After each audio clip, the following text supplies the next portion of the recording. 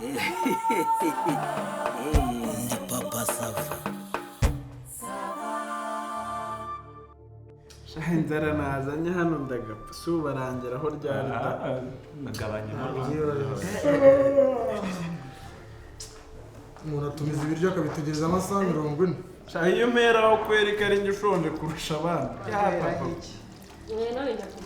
noneho ntabwo nsaba imana utaramukarabya ni hasi nuko mugira ikinono kiryoha ubundi ariko mama yahinda umuntu arategereza ariko hano hasiriva n'umukobwa mwiza vurema antuka vurema kabisa azi kwitegereza akazi nk'uwamurisha ubugari bwabo ndi bw'ifu ya gitaramo mva mbese ariko nawe ubuze kubunterera imitoma muri byiza by'ibivuga kubunterera imitoma gutera nuroto usaba ko warateruye cyo wumvira bita ku bifu by'abantu gatoya se nimwakoresheje ikirose mama misengirira sawa akagari kari gato mana none agatira umuntu agapfa jize vuba musa ubwo se bavanga kana kagari n'akadugudu bana gasombe n'akanuno kana akadugudu nagara kagari byatake arwatsi sombe gusa ni kinono njewe ni nanjye ushonje ndebera uri runono ariko nje hari ibishyimbo nje n'udushyimbo abatari ibishyimbo ni wowe raho njewe ariko bitewe n'inzara mfite ndabirya da ninde wasombe gusa isombe gusa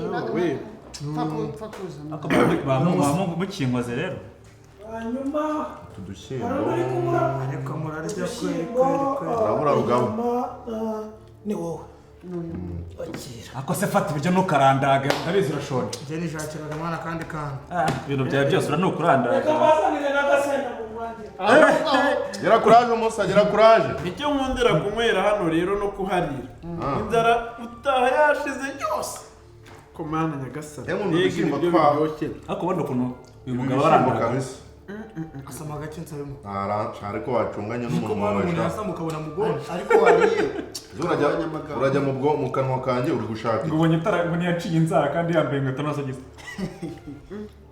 ariko njye baranamukije ariko kuki batazanye agasenda wana ngagaki akazingaro kijama kiri kuduca piti akazengaro ibintu abamaye ntabwo ari ibintu byanjye urwo rusenda bararuzana mbimaze urusenda dara nari mfite yose simba bashyira rero kamubwiza ukuri ntabwo ngiye shonje nuko nyine mbavuze ni muze mbasengere nk'abajama ariko urasetse ni ukuri si shonje ntabwo nkunda ubugari ubundi ntabwo ushonje saba rero utanga undaramuha turaba tureba uravugisha kuri kudashonje se terura aka kanyama ugashyire hano ako kanyama akemurira wababona umuntu uhaga inyama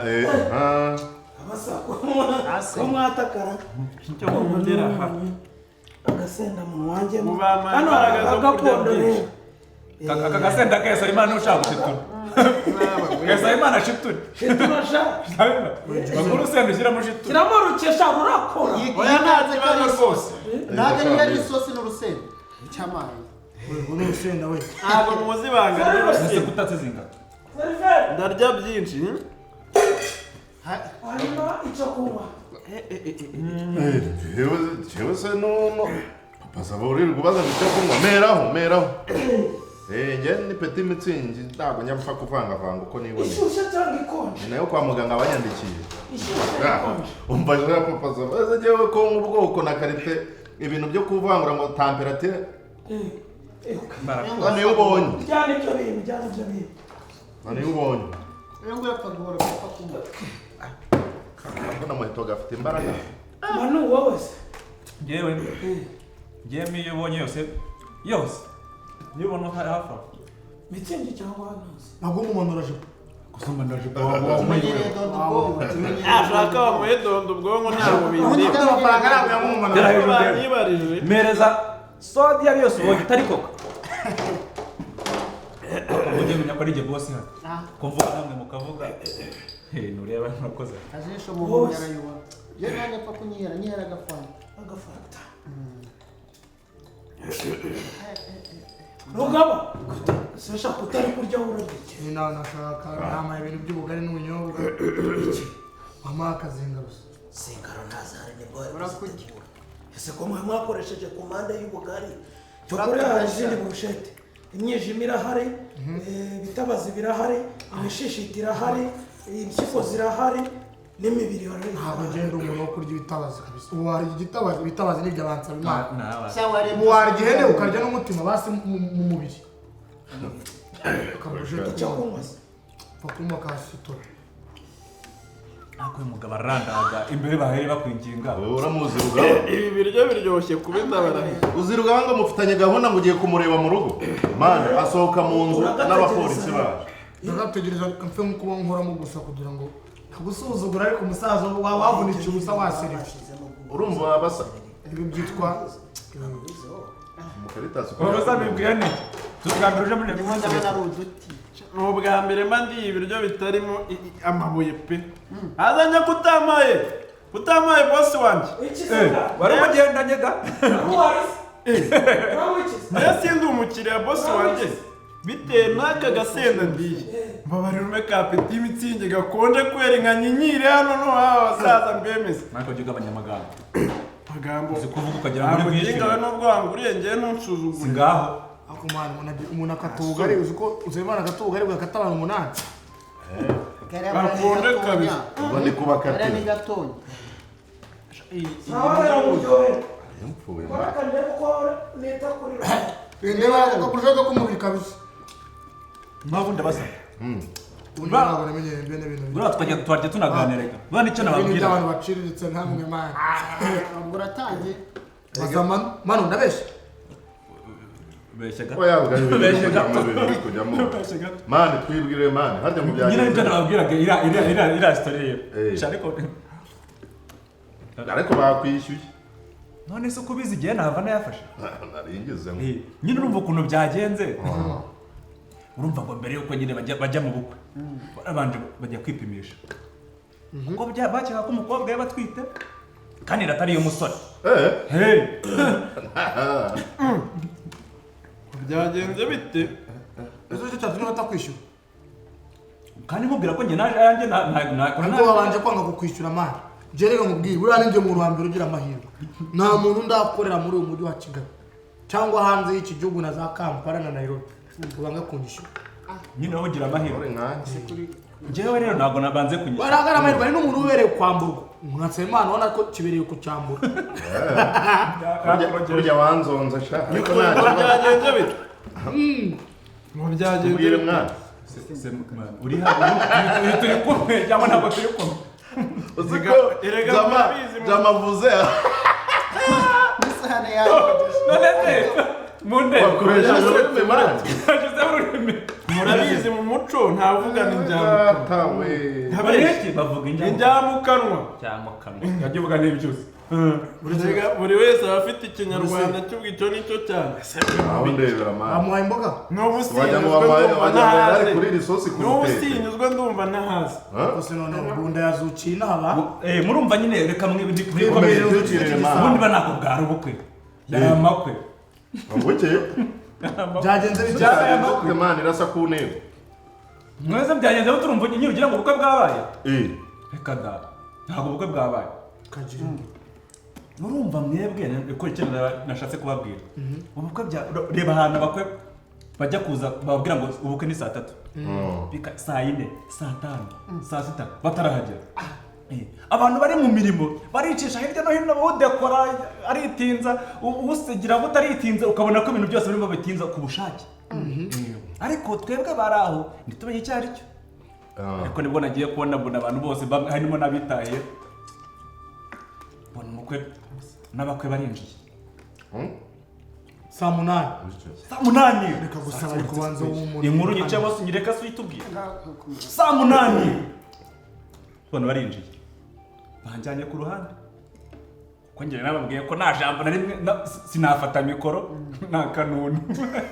Kana wasobanura. Nababwiye mbere nta kanunu nagufata mikoro. Banjana ku ruhande yanjye barayamana. Barayagucakije. Ndabigufashije. Barayacakije. Ndabigufashije. none se ninde wabuyoboye mani ni Gatete ni Makuta uri musinyine mu rugo kwa ruri Gatebuke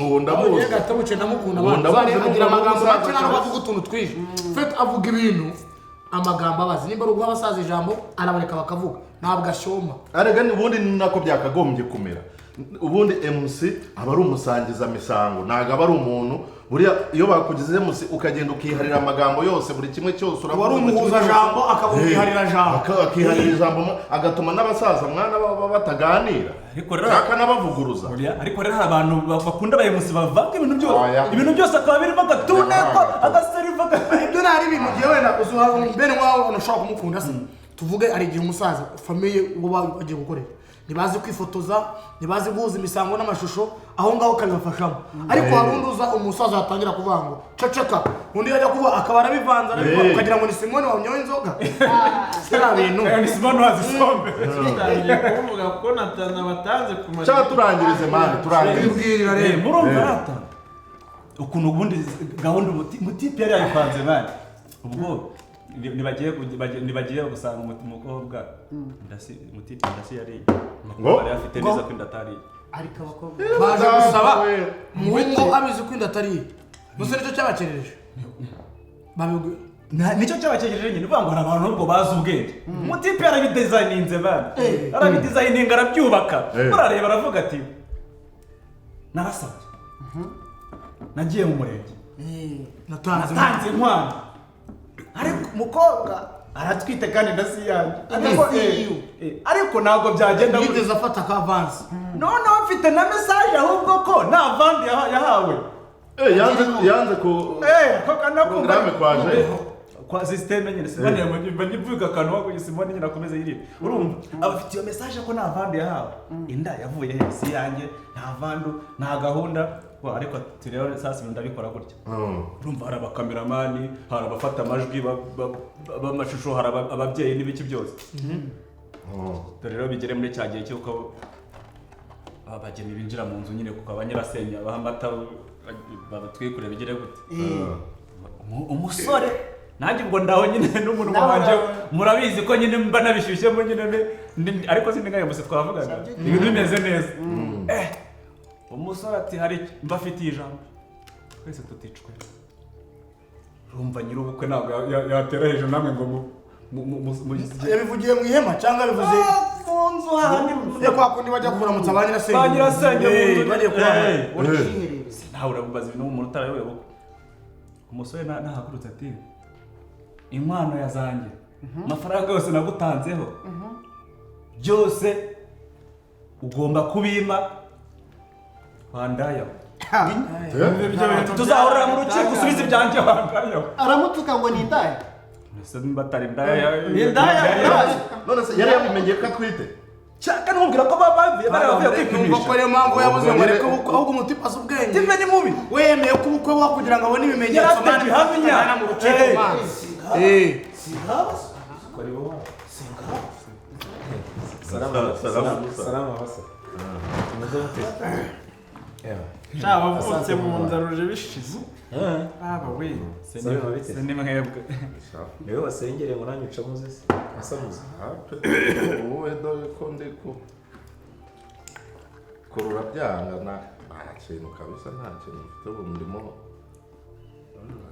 mu manegeka biteruga watu fresh ewa urebeye inyuma niwe wasengere ariko mani ngurira ko bizi sare cyane nakwima mani niriwe mu rugo ryanje nakana wonye uyu munsi simo uretse gato burya inzoga ikonje inaryoshye unyitondesheje mbanze nyumare rwose baguha agaki se ntayo bakuzanira agasombe ubugari bwo turabuze si ibyo nakubwiraga papa sava sikiye ibyo navugaga abatipe ni abantu b'ingegera kabisa ingegera mbi ariko ingegera mbi imisega aba bajama reka njye kubwiza sinabikubwiye aba batipe uko bareba uku nguku njyewe mu mezi angahe tumaranye ninjye wirya ukimara ninjye ugura amakara ninjye ugura umuriro, ninjye ugura amazi, ninjye wishyura isabuni, ninjye ugura korogate. Mu gitondo turabyuka twajya guhanagura inkweto tugahurizaho twese uburoso kunoza ku gacupa hanyuma isibiri batera ndirya nkimara ngiye nkabafasha.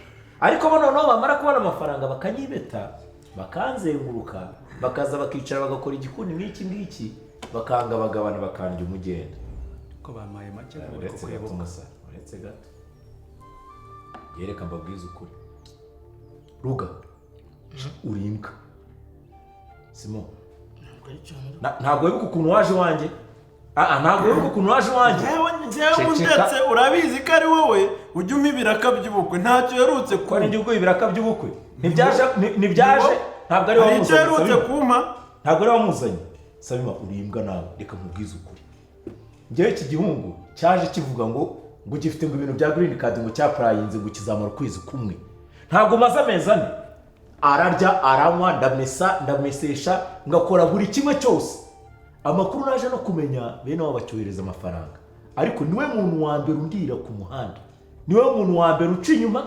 yirirwa arya anywa aba yasinze buri munsi ariko ntashobora no kwicara ngo atekereze avuga ati reka ngure n'agasabune abajama bagire gute bafura imyenda mani mundira ku nzira kandi nzi ko muri abantu b'inshuti mano ntabwo wari wagiye mu kirakase ntabwo kwanza ruga ejo bundi ntabwo wahembwe kuwa kane narabimenye ndakwihurira kuwa kane ntabwo wahembwe ntabwo rugaba yahembwe aha we ntabwo se wakoreye amafaranga ntabwo wakoranye n'agatebuke mu bukwe bwapfuye sibyo kandi niba ari babanje kuguha amafaranga mbere mu rugo mpava wari wambwiye ngo iki sinari nabuze itike yo kujya mu mujyi nkagenda n'amaguru nawe urimbwa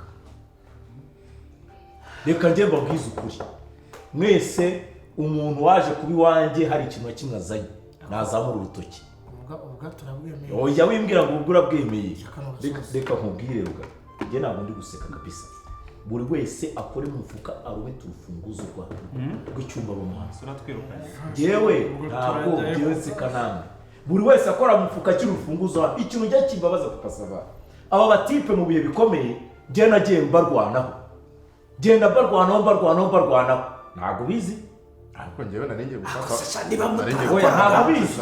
ntabwo bizi muri covid ko nta biraka by'ubukwe byari biriho akabahahira ku kimwebwe bije noneho mugahitamo fata iyi kipe uyipangira akawunga sibyo ushyiremo n'agasosi n'ubu ngubu njye nageze wumva no ku kintu irukana hano iki gikapu nacyuzemo utuntu twanyu mwese murabizi muza nta kintu na kimwe mwazanye murabizi neza muricara mugabagabana ibintu birimo hano ariko mvuga ngo buri wese urufunguzo ku meza garafure ko njye nari kuzagenda ejo mu mahanga wambubare nkarara wamushenzi we ntabwo maze amezi ane iwanjye uburyo uryamunywa niwaje umbwira ngo uzamara iminsi 3 tugenda ntabwo maze amezi ane ubu se tuvuge ko ufite akamashini gacakaho ubu se ufite akamashini gapatura amafaranga ku buryo nyine abacurukira gutya n'abagaburiza abashenzi bakoze gutya batsinda muba munanyishyura fagitire mani njyewe nari mfite randevu tuavanze amafaranga nari imfura ngo tukiri twenyine n'uko ntunamiriye mu binono se sawa sinanakubwiye ngo ninjya hanze takufunguza mwishyura amafaranga menshi zana ubasengerera meza nari nanze kuguhamagara harakaza n'abarwanyeho aho mwebwe mwamwituye neza murimo kumurya amafaranga undimo ngenda yagusoneye ntuzayanyishyure yajyane ntwongere no kungaruka mu maso kabisa ntwongere kungaruka mu maso amafaranga undimo ndayagusoneye sinshaka no kongera kukubona iki ngiki cyarariraga ejo muri kivuga ngo kiratagangaye ngo ararwaye imana fata amafaranga ndayamuha ngo ajye kwivuza ariko byo mbimenya tumaze guhura nawe arimo gusengera abantu ruguru mu mujyi urumva igikundi cy'abantu 8 abakobwa bane bose bicara barya bamwe ndabeshye ndagufite ndikugira kugitemwa wagera no kundaza hanze uretse no kubimbwa noneho wakagombye kuri ikibwana ariko mbabwiza ukuri mbisubire mu muringa ngewe rero ndagiye papa sava aho kubana n'isukari ikurya kubeshya wabana n'urusenda rukurya rukubwiza ukuri oyu karupfumbata rukakurya ariko kuri umva nta nubwo muri imbwa muri imisaga ya indi ya buburi yo hanze ariko nkubwire Sabima kwanza nkuriramo n'inkweto nkuriramo inkweto utani ibirenge kujya muri kundaburiza amafaranga hano rero sekundaburiza papa sava sawa musa urakoze mani sawa amafaranga hano none se nta nubwo uri gushyiramo imiyaga ko uzi ibitubayeho cyangwa mwana isegamo uzi ko mu rutubwa tubuyera mu mahezi umuntu abafate neza mu bihe bikomeye nimugera mwebwe aho mwishima muhitamo murya mani muri za buburi bwabo nta nubwo mumuka ngo bu ni bwa za ishyura abasa mwishyuje rero murabona birakomeye oya uta umva sha funga ushazamu funga